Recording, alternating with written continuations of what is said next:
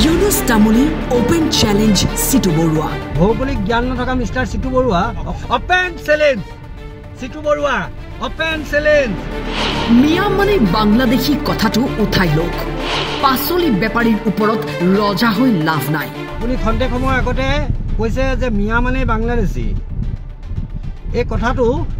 একেবাৰে উঠাই লওক মিষ্টাৰ সিটু বৰুৱা ডমেষ্টিক ৰাজমাইত যোৱা সেই মিয়াকেইটাই যে গৰু আনি আছে সেই গৰুকেইটা ৰাখি দেখাওক সন্দেহযুক্ত নাগৰিক মানেই বাংলাদেশী মিয়া মানেই বাংলাদেশী বুলি কোৱা সিটু বৰুৱাক তুলাধুনা ইউনুছ তামুলীৰ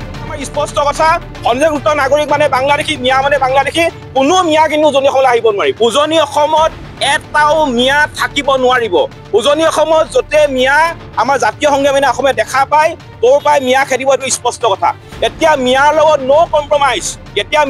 নো কম্প্ৰমাইজ আৰু এতিয়া বাংলাদেশীক লগত প্ৰেম নহয় বাংলাদেশীক পিটন দি এতিয়া জাতি বচোৱা সময় আৰু উজনি অসম আমি বচাব লাগিব আৰু হেতু কাৰণে মিয়া বিৰোধী যিখন অভিযান জাতীয় সংগ্ৰামী অসমে কৰি আছে এই অভিযান কৰি থাকিব উজনি অসমত সম্পূৰ্ণ মিয়া মুক্ত নোহোৱালৈকে আমাৰ অভিযান কিন্তু আমি চলাই লৈ গৈ থাকিম সিটু বৰুৱাক মুকলি প্ৰত্যাহ্বান ইউনুছ তামুলীৰ পাচলি বেপাৰীৰ ওপৰত ৰজা হৈ লাভ নাই দম আছে যদি ৰাজমাইত যোৱা গৰু কেইটা ৰাখি দেখুৱাওক ইউনুছ তামুলীৰ ওপেন চ্যালেঞ্জ দম আছে যদি ৰাজমাইত যোৱা মিষ্টাৰ সিটু বৰুৱা ডমেষ্টিক ৰাজমাইত যোৱা সেই মিয়াকেইটাই যে গৰু আনি আছে সেই গৰুকেইটা ৰাখি দেখাওক ওপেন চ্যালেঞ্জ সিটু বৰুৱা ওপেন চ্যালেঞ্জ দম আছে যদি ৰাজমাইত যোৱা মিয়াকেইটাই যে গৰু আনে সেই গাড়ীকেইখন ৰাখি দেখাওক এনেই পাচলি বেপাৰীৰ ওপৰত ৰজা হৈ লাভ নাই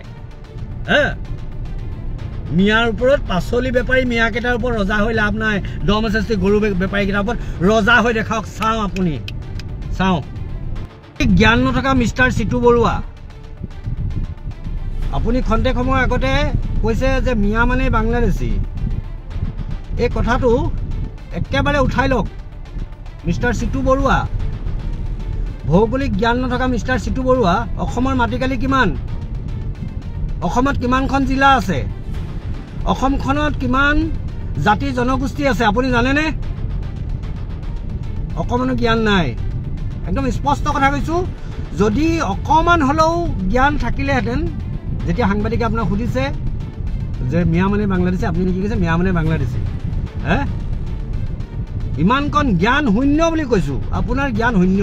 এনেই বুমডাল লেখি লম্ফজম্ফ কৰি থাকিব পাৰে হেৰি আগত নিউজৰ আগত ভাইৰেল হ'বৰ কাৰণে ভাইৰেল হ'বলৈ পন্থা বহুত আছে সিটু বৰুৱা ভাইৰেল হ'বলৈ পন্থা বহুত আছে